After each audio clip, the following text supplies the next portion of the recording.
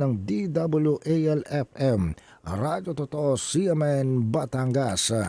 CMN Live Nation. Renz Belda, magandang araw sa iyo.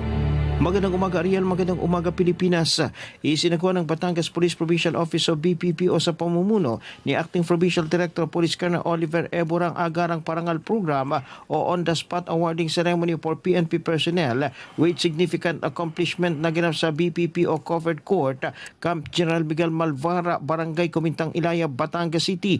Pinangunahan ng seremonya ni na Police Lieutenant Colonel Angelito Garcian, Deputy Provincial Director for Administration, kasama sina Police Lieutenant Colonel Ronilon Castañeda, Deputy Provincial Director for Operation at Police Lieutenant Colonel Dexter Domingo, Chief ng Provincial Operation and Management Unit.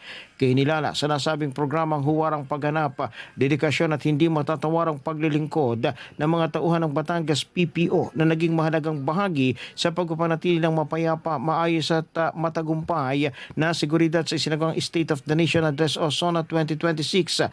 Sa kabuuan 347 na tauhan ang ginawaran ng medalya ng kagalingan na binubuo ng 325 Civil Disturbance Management o CDM personnel, 3 driver, 9 na administrative support personnel, 8 security personnel at 2 drone operator. Ayon sa Batangas PPO, ang Agarang Parangal Programa ay patunay ng patuloy nitong pagpapahalaga sa natatanging serbisyo ng mga kawani ng Philippine National Police. Layunin nitong hikayatin ang lahat ng mga tauhan na patuloy na isabuhay ang pinakamataas na antas ng profesionalismo, integridad at kahusayan sa pagtupad ng kanilang tungkulin.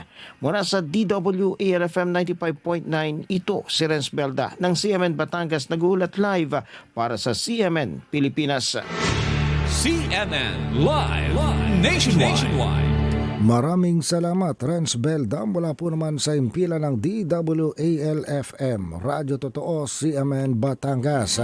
Samantala, sinabi